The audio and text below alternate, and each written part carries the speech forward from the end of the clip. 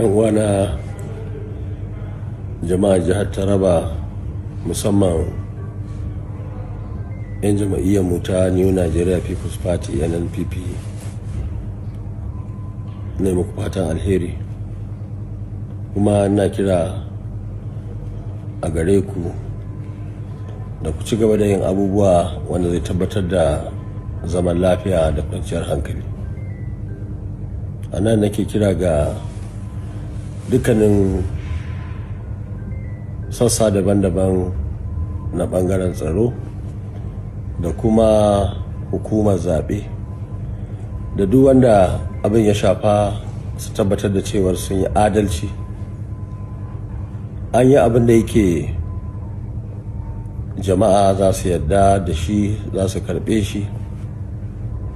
musamman tabbatar da cewar dukkanin ƙuri'u sun bi cikin tsari kamar inda hukumar zaɓe ta tabbatar da shi. A nan nake kira ga dukkanin al'umma na jihar Taraba da su tabbatar da cewar abubuwa ba basu sun lalace ba, kuma a tabbatar da cewar an yi adalci, kuma wannan adalci